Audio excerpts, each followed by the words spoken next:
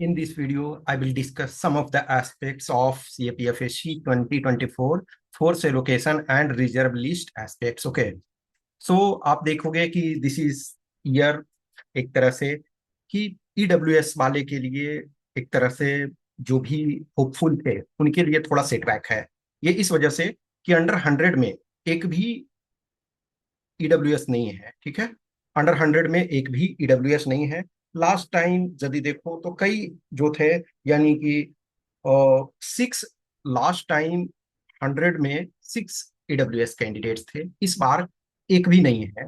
इस बार जो देखोगे ईडब्ल्यूएस का जो बेस्ट रैंक है वो 136 है।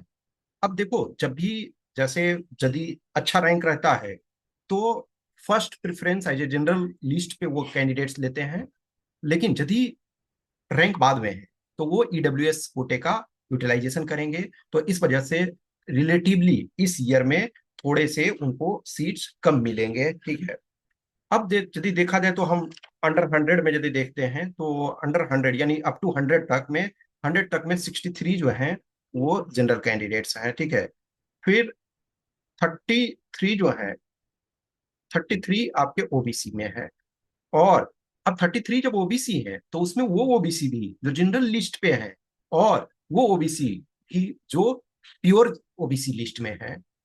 3 एससी के हैं, एससी के 3 कैंडिडेट्स हैं, एसटी के 1 कैंडिडेट है अंडर 100 में, मींस अप टू 100 में।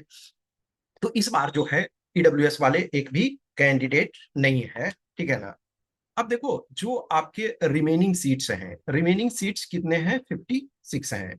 56 जो रिमेनिंग सीट्स हैं उसमें से आपके रखे गए हैं सीट्स कैंडिडेट्स के लिए, उसमें से जो चांसेस आपका क्या बनता है, जैसे यदि देखा जाए तो जनरल कैंडिडेट्स का अभी जो है 56 रखा गया है। ठीक है, तो टोटल 56 है और जनरल का इसमें 56 रखा गया है। 56 रखा गया इसका मतलब वो नहीं मिल जाएगा सब। ठीक है ना, क्योंकि टोटल अवेलेबल 56 ही है। ओबीसी का यदि हम देखें तो 37 रखा गया है। ठीक है, ओबीसी का 37 रखा गया है, ईडब्ल्यूएस का 12 रखा गया है, और एससी का आपका 3 और एसटी का 4 ये रखा गया है। ठीक है, तो 56 रखा गया है जनरल कैंडिडेट्स के लिए, 37 ओबीसी के लिए, 12 ईडब्ल्यूएस के लिए, एससी के लिए 3 और एसटी के लिए 4। अब इसमें से जो चांसेस क्या बनते हैं? चांसेस ज्यादा बनते हैं कि जो जनरल कैंडिडेट्स होंगे उनके, अब एग्जैक्ट अभी नहीं कर सकते, इस वजह से नहीं कर सकते। देखो, दो चीजें, जो आपका प्रॉपर एलोकेशन है वो एक कम्प्लेक्स प्रोसेस है। कम्प्लेक्स प्रोसेस यूपीएससी के लिए कम्प्लेक्स प्रोसेस नहीं है, हमारे और आपके लिए ये बहुत कम्प्लेक्स प्रोसेस है कि एग्जैक्ट नहीं हम बता सकते हैं। एटलीस्ट मैं तो नहीं बता सकता हूँ, कुछ लोग हैं जिनके पास डेटा पूरा होगा वो बता सकते हैं, लेकिन ये यूपीएससी के लिए, यूपीएससी प्रॉपर जो रोस्टर सिस्टम रहता है तो प्रॉपर उनके पास ऑब्वियसली है, सॉफ्टवेयर है, तो सॉफ्टवेयर में वो सारी चीजें चूंकि उनके पास कंप्लीट डेटा है, सॉफ्टवेयर में पुट करते हैं तो उनके सारे एस्पेक्ट्स आते हैं। लेकिन हमारे पास वो एस्पेक्ट्स हैं ना, डेटा है, तो हम इसमें नहीं कर सकते हैं। बट नॉर्मली यदि देखो तो जो जनरल कैंडिडेट्स के देखोगे तो जनरल वाले का करीब करीब आपके चांसेस जो हैं वो 22 से कह सकते हो कि 22 से 25 एनी इनका आशा है। और सेम ये जो है, देखो अब जब 22 से 25 कहते हैं तो 22 भी हो सकता है, 23 भी हो सकता है, 24 भी, 25 भी, या एक आध कम भी हो सकता है। तो 22 से 25 अप्रोक्स इनका रखो। 22 से 25 करीब करीब आप ओबीसी का भी रखो। और जो ईडब्ल्यूएस हैं तो इनका आप रखो 5 से 7 के आसपास रखो। और जो यानी कि ये जनरल, ये ओबीसी, ईडब्ल्यूएस, एससी में आप रखो 2 करीब, और एसटी में भी 3 रखो। ये इस टाइप के पॉसिबिलिटी हो सकते हैं। ठीक है ना, किसी में, अब किसी में एक आध कम होगा, किसी में एक आध ज्यादा होगा, ये आपका हो सकता है। अभी जैसे देखो, जो कैंडिडेट्स जो एससी ये ईडब्ल्यूएस वाले हैं तो ईडब्ल्यूएस में थोड़े से चांसेस कम मिलेंगे। जैसे सपोज करो कि ईडब्ल्यूएस का जो कट ऑफ है वो 292 है, तो अब 292 है तो हो सकता है एक आध ऐसे कैंडिडेट होंगे जिनका 292 होगा, वो वाले भी बचे हुए होंगे। तो 291 जिनका है उनके चांसेस हैं 290 वाले का भी चांसेस हो सकता है, लेकिन इसमें थोड़ा सा हम सर्टेनिटी से नहीं कर सकते हैं, लेकिन एक आध कैंडिडेट होंगे जो 292 वाला भी हमें अभी तक नहीं मिले हैं, लेकिन हो सकता है 291 वाले का चांसेस अच्छा है। जनरल में देखो कुछ कैंडिडेट्स हैं, एटलीस्ट एक दो को मैं जानता हूँ, तो वो 311 वाले हैं। 311 कट ऑफ गया, लेकिन मेन लिस्ट में उनका नहीं आया, तो इनका तो आ जाएगा। 310 वाले का आ जाएगा, 309 वाले का आ जाएगा, यहाँ तक वाले का ऑलमोस्ट सर्टेनिटी है। उसके बाद जो 308 हैं, ये इसमें से हो सकता है आ जाए, अदरवाइज जो है वो डिफिकल्ट हो सकता है। और 307 वाले का ऑलमोस्ट नेग्लिजिबल चांसेस है, लेकिन मैं ये नहीं कर रहा हूँ क्योंकि मेरे मेरे पास पूरे डेटा नहीं है, तो मैं प्रॉपर कैसे कर सकता हूँ, लेकिन मैं ये कर रहा हूँ कि ये जो तीनों हैं, 311, 310, 309, इनके जो है वो ऑलमोस्ट चांसेस पूरे हैं। ओबीसी में जो है 308 कट ऑफ गया है, तो कुछ कैंडिडेट एक दो होंगे 308 वाले भी हो सकते हैं, तो फिर वो, और जो आपका 307 और 306, ये इनका चांसेस है। फिर उसके नीचे जो है उनके नेग्लिजिबल चांसेस हैं। एससी वाले में जस्ट एक नंबर वाला जो एक नंबर बिलो है उसी का चांसेस है, ठीक है। कट ऑफ से एक नंबर बिलो है तो आप होपफुल हो सकते हो, लेकिन नहीं हो सकता है, ये आप श्योरिटी नहीं कर सकते हो, लेकिन वन नंबर लेस है तो आप होपफुल हो सकते हो, ठीक है। अब रही बात फोर्स एलोकेशन का, देखो डियर, इस ईयर में यदि देखा जाए तो लायन शेयर जो है वो आपके पास बीएसएफ में है। बीएसएफ के पास सबसे ज्यादा सीट्स हैं, तो बीएसएफ के पास सीट्स हैं 186। सीआरपीएफ के बाद सेकेंड हाईएस्ट जो है सीआरपीएफ के पास है, वो 120 है। तो आपके 306 सीट्स तो इसी में हो जा रहे हैं। फिर आपका सीआईएसएफ है, 100 है। फिर आपका जो आईटीबीपी है, आईटीबीपी आपका 67, और प्लस जो है एसएसबी, ये 42 सीट्स है। तो ये आपके 515 टोटल सीट्स हैं। तो जो सबसे ज्यादा है क्या है, बीएसएफ है और सीआरपीएफ है, ये दोनों लायंस है। अभी जैसे देखोगे कि जो मेजोरिटी जो कैंडिडेट्स होते हैं वो उनका चॉइस क्या होता है आज के डेट में, सीआईएसएफ होता है। This is true. जैसे लास्ट टाइम देखो, टॉप 50 में से, ठीक है, टॉप 50 में से 6 ही कैंडिडेट्स ऐसे थे जिन्होंने न तो सीआईएसएफ दिया था और न एसएसबी, यानी कि एसएसबी प्लस सीआईएसएफ, ये 44 कैंडिडेट्स टॉप 50 में थे, उनका जो चॉइस था एक तरह से एसएसबी और सीआईएसएफ में ही ये चॉइसेस थे। तो यानी कि टॉप 44 कैंडिडेट्स को, टॉप 50 में से 44 कैंडिडेट्स को ये दोनों फोर्सेस में से ही एलोकेट हुआ था। तो उसके बाद जो थर्ड रैंक में वाले होते हैं, अभी जो सबसे ज्यादा चॉइस जो डिमांड है वो सीआईएसएफ का है, उसके बाद एसएसबी का है, उसके बाद जो यदि हम ऐसे एग्रीगेट देखें तो आईटीबीपी आज के डेट में बहुत लोग दे रहे हैं वैसे, लेकिन आईटीबीपी और सीआरपीएफ और जो बीएसएफ है, बीएसएफ अभी जो लास्ट रिजर्व लिस्ट बचेंगे उसमें मैक्सिमम को जो है वो बीएसएफ मिलेंगे, ये बात ट्रू है, ठीक है। तो ये अभी कंडीशन है। अब देखो, जो भी अभी कैंडिडेट्स हो, सपोज करो कि ओबीसी हम देखें, तो ओबीसी में जो जनरल, ओबीसी में दो टाइप के लोग हैं। एक तो है जिनका एज अभी 25 से लेस था जब आप फॉर्म फिल कर रही, यानी 24 वाला, 2024 के अनुसार, जो क्राइटेरिया के अनुसार आपका एज 25 से कम था, एक वो कैंडिडेट्स हैं। और कुछ कैंडिडेट्स वो हैं जिनका एज जो है 25 हो गया। जैसे फॉर एग्जांपल लो कि आप अंडर 100 कैंडिडेट्स लो, अंडर 100 कैंडिडेट्स में 17 ऐसे कैंडिडेट्स थे ओबीसी में अंडर 100 में जिनका जनरल मेरिट लिस्ट पे हुआ और एज भी 25 से कम था, एज लेस देन 25 से लेस था, ठीक है। 16 ऐसे कैंडिडेट्स थे जिनका जो है, जिन वो एक्चुअली जनरल मेरिट लिस्ट पे तो हुए, लेकिन एज 25 क्रॉस कर गया था। तो यदि एज आपका 25 क्रॉस कर गया तो आप हर हाल में है जो आप ओबीसी में ही काउंट हो गए, तो ये सिचुएशन था। तो देखो, जो कैंडिडेट्स जनरल लिस्ट पे क्वालिफाई हुए लेकिन उनका एज जो है वो क्रॉस कर गया 25, तो वो हर हाल में ओबीसी में काउंट होंगे। तो अभी का जो सिचुएशन है, जो कुछ कैंडिडेट्स ने पूछा था कि यस सीआईएसएफ का चांसेस हमारा क्या है, तो अप टू 70th रैंक तक जिनका है जनरल में, ठीक है, अप टू 70th रैंक, तो उनको सीआईएसएफ के चांसेस बहुत अच्छे हैं, ठीक है। उनको सीआईएसएफ मिलने के पूरे पूरे चांस हैं। और जो जनरल में 100 तक हो, अप टू 100 तक, या थोड़े उससे ज्यादा भी, ठीक है ना, मैं कह रहा हूं कि 100 तक वाले में ये मान करके चलो कि उनको मिल जाएगा प्रॉपर जो एसएसबी, ठीक है, एसएसबी। तो ये सीआईएसएफ में यदि आप जनरल कैंडिडेट्स में हो तो 70th रैंक तक का वो मोस्ट प्रोबेबली है, चांसेस मींस ऑलमोस्ट 100 ही मानो कि आपको मिल जाएगा सीआईएसएफ। 100th रैंक तक करीब है, तो एसएसबी का आपके पास चांसेस पूरे अच्छे तरीके से हैं। यदि आप ओबीसी में हो, ठीक है, ओबीसी में इस वजह से मैं बोल रहा हूँ कि ओबीसी में बहुत सारे कैंडिडेट्स ऐसे हैं जो टॉप रैंक में तो हैं, लेकिन वो एज क्रॉस कर गया। तो जब एज क्रॉस कर गए हैं तो हर हाल में उनको क्या है, वो ओबीसी सीट्स पे ही मिलेंगे। जैसे बहुत सारे जो कैंडिडेट्स है, लेटेस्ट एक 3rd रैंक वाले, 4th रैंक वाले, 5th रैंक वाले, 11th रैंक वाले, 20th, 23rd, 31st, 33rd, 48, 61st, ये सारे के सारे जो हैं वो एज क्रॉस कर गए हैं। तो ओबीसी में यदि आप हो तो सीआईएसएफ के लिए ये मान के चलो कि 80th रैंक तक है आपका, तो ऑलमोस्ट आप श्योर रहो कि मिल जाएगा। एसएसबी में आप एक तरह से 120th रैंक तक है, 120th रैंक तक है, तो आपके चांसेस ऑलमोस्ट हैं कि मिल जाएंगे।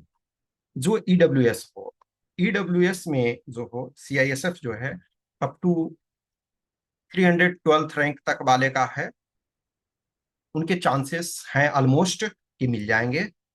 एससी में है 340th रैंक तक के हो, तो उनके चांसेस हैं कि सीआईएसएफ मिल जाएंगे। एसटी में हो तो 323rd रैंक तक जो हो उनके मिल सकते हैं।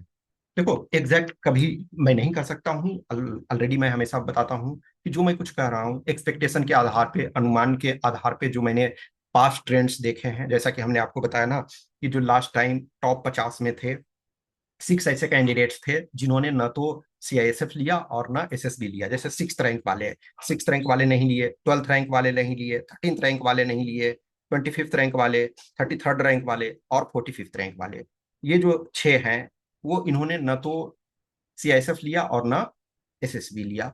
और ये एवरी टाइम होता है, कुछ ऐसे कैंडिडेट्स होते हैं जो अदर देन दीज फोर्सेस लेते हैं। देखो हर पर्सन का अपना अपना प्रायोरिटी होता है, अपने अपने उनके इंटरेस्ट होते हैं। कुछ कैंडिडेट्स को होता है कि मुझे बीएसएफ चाहिए, उनका पैशन उस ढंग से है, जैसे किसी के फैमिली मेंबर में या किसी के फादर बीएसएफ में है, तो उनका चॉइसेस रहेगा कि यस हमें मर्जी है, हम किसी और को ले सकते हैं। तो हर पर्सन अपने अपने अनुसार सोचता है, और this is every year this is happening. देखो बहुत सारे आप में से हो, कुछ लोग हो कि मुझे सीआईएसएफ और एसएसबी नहीं मिलेगा तो हम ज्वाइन नहीं करेंगे, ऐसे भी कुछ कैंडिडेट्स होंगे और एवरी टाइम होते हैं, इसमें कोई छुपाने वाली बात नहीं है। देखो आजकल बहुत सारी चीजें जो है वो पब्लिक डोमेन में फिर आ जाते हैं, बहुत सारे इंफॉर्मेशन आपके होते हैं, अवेलेबल होते हैं, उस आधार पे कर सकते हो। तो अभी जो तक जो सिचुएशंस जो है जो मैं एसेस कर पाया हूँ, और प्लस जो आपके पर्सनल क्वेश्चंस क्यूरी होंगे पर्सनल आधार पे, तो उसमें मैं आपका चॉइसेस और रैंक आप मुझे बताओगे तो मैं मोस्ट प्रोबेबल कर सकता हूँ।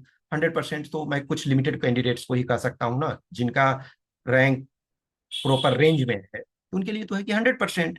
कुछ का है कि यस संभावना आपका है मोस्ट प्रोबेबली वाला, किसका किसी का है कि मैं बोलता हूँ यस लेस चांसेस हैं, बहुत कम चांसेस हैं, और कह सकते हैं कि नेग्लिजिबल चांसेस है। तो इस बात का ध्यान रखो कि यदि आपका 70th रैंक तक है, जनरल कैंडिडेट जनरल कैटेगरी में हो, तो चांसेस आपके बहुत अच्छा है कि आपको सीआईएसएफ मिल जाएंगे, ऑलमोस्ट श्योर ही मानो, ठीक है ना, अप टू 70th रैंक वाले। और 100th रैंक तक हो तो एसएसबी वाले ये ऑलमोस्ट श्योर मानो। ओबीसी में हो तो 80th रैंक तक है तो आपके सीआईएसएफ के ऑलमोस्ट श्योर मानो। एसएसबी में 120th रैंक तक का मानो, ठीक है ना। ईडब्ल्यूएस में हो तो 312th रैंक जिनका है वहां तक का चांसेस है कि सीआईएसएफ मिल जाएगा, ठीक है ना। और एससी में हो तो 340th रैंक तक का चांसेस है पूरा, और एसटी में हो तो 323rd रैंक तक में। देखो इस बार ईडब्ल्यूएस वाले के लिए थोड़ा सा एक तरह से सेटबैक जैसा है, लेकिन यहाँ मैं जो फैक्ट है उसको बता रहा हूँ बस कि देखो कि ईडब्ल्यूएस में लास्ट टाइम टॉप 10 में भी थे। इस बार इवन अंडर 100 में भी एक भी कैंडिडेट नहीं है, और सबके हैं। जैसे आप एससी में देखो तो एससी में 3 कैंडिडेट हैं, जैसे 30th रैंक जिनका है, 60th रैंक जिसका है, और 92nd रैंक है। फिर एसटी में है तो 65th जिनका है तो है। ओबीसी में तो है बहुत सारे, ने बोला ऑलरेडी 33 कैंडिडेट हैं, ठीक है ना। लेकिन ईडब्ल्यूएस में, चूंकि एक तो ईडब्ल्यूएस में देखो एज वाइज तो उसमें कोई डिफरेंस नहीं है, तो जिनका ईडब्ल्यूएस वाले जो कैंडिडेट हो उनके थोड़े रिजर्व लिस्ट में कम चांसेस हैं, और जिनका ओबीसी में हो उनको ज्यादा चांसेस हैं जनरल वाले में। अब कुछ कैंडिडेट्स थे कि ये तो जनरल वाले के साथ नाइंसाफी होती है कि हमारे सीट्स ज्यादा थे और हमें मिल कम रहे हैं। तो देखो, जो सिस्टम है, जो रूल है, वो मैं बता रहा हूँ। अब इस पर क्या है नहीं है ये तो सरकार जानती है, और जो रूल है उसको देखो, ये डिबेटेबल टॉपिक है। आप यदि जनरल कैटेगरी में होते हो तो आपको लगेगा कि हमारा सीट्स ले रहे हैं, जो रिजर्व वाले होंगे बोलेंगे यस यही रूल सही है। और इसे, ये बहुत सारे इसके इश्यूज हैं, कंसिक्वेंसेस हैं, ठीक है, यहाँ हम ये डिबेट नहीं करने जा रहे हैं। अब देखो, कुछ ऐसे कैंडिडेट्स हो जिनके ऑलमोस्ट श्योर हो कि वो रिजर्व लिस्ट में आ जाओगे, उन लोगों ने बोला कि क्या हम एग्जाम दे सकते हैं। एग्जाम देने के लिए आप फ्री हो, अभी जब तक आपका लिस्ट में नेम नहीं आता है, आप, आपके पास फ्रीडम है, आप एग्जाम दे सकते हो। ये इस वजह से कि आपने फॉर्म अप्लाई कर दिया है। इवन जिनका सिलेक्शन हो गया वो भी एग्जाम दे सकते हो, उनको तो एडमिट कार्ड वो लोग इशू कर देते हैं। एक्चुअली स्क्रूटनी मेन कब करते हैं, जब रिटेन का रिजल्ट आ जाता है तब स्क्रूटनी किया जाता है, खास करके इंटरव्यू के पहले स्क्रूटनी किया जाता है। अभी देखोगे बहुत सारे ऐसे कैंडिडेट्स हो आप में से जिनका कैंडिडेचर कैंसिल हो गया, या जिन किसी का कैंडिडेचर जो है वो ईडब्ल्यूएस से जनरल में आ गया या ओबीसी से जनरल में आ गया। कुछ ऐसे हैं जिनका, सपोज करो कि ईडब्ल्यूएस में थे लेकिन ईडब्ल्यूएस कैंसिल हो गया, ईडब्ल्यूएस वैलिड नहीं था जो प्रिस्क्राइब फॉर्मेट डेट में था, तो उनको रिजर्व, अनरिजर्व में कर दिया गया, ठीक है। तो वो ईडब्ल्यूएस में सिलेक्टेड थे लेकिन चूंकि जनरल में हो गए तो उनका सिलेक्शन नहीं हुआ। तो ऐसे होते हैं, लेकिन वो जो स्क्रूटनी होता है, जब जनरली इंटरव्यू कॉल के पहले स्क्रूटनी, और इंटरव्यू के ड्यूरेशन में, और कुछ को कॉल लेटर भेजने के बाद भी स्क्रूटनी, जैसे इस बार कुछ कैंडिडेट हुए ना कि जिनका इंटरव्यू का कॉल लेटर इशू हो चुका था, लेकिन उसके बाद फिर जो है उनका कैंसिल कर दिया गया, कुछ का जो है चेंज कर दिया गया। तो ये होते हैं। तो जब आपका लगता है चांसेस है कि 100% की रिजर्व लिस्ट में आ जाएगा, तभी आप एग्जाम दे सकते हो, उसमें कोई दिक्कत नहीं है। लेकिन वंस आप असिस्टेंट कमांडेंट में है, कि वंस आपका प्रीवियस बैच में सिलेक्शन हो गया है, तो आप नेक्स्ट प्रोसेस में पार्टिसिपेट नहीं करोगे। यानी कि यदि रिजर्व लिस्ट में आ गया तो आपको नेक्स्ट टाइम इंटरव्यू में अपियर नहीं होने दिया जाता है। आप रैंक इंप्रूवमेंट यहाँ नहीं कर सकते हो। यहाँ तभी आप जब दे सकते हो जब सिस्टम की तरफ से, यानी यूपीएससी की तरफ से है, या किसी भी कारण से डॉक्यूमेंट में या कुछ इश्यूज हुए उसके कारण आपको ज्वाइनिंग नहीं करवाया जाता है, और वो गवर्नमेंट साइड से है, तब आप फिर अलाउ होते हो। लेकिन यदि आप वंस सेलेक्ट हो गए और आप नहीं ज्वाइन करते हो तो ये आपकी समस्या है। आपको अलाउ था, आपको ज्वाइनिंग लेटर इशू किया गया, आपका फाइनल सिलेक्शन हो गया, तो आप इंप्रूवमेंट के लिए नहीं, फाइनल प्रोसेस में आपको ऑलरेडी उसके पहले निकाल देंगे।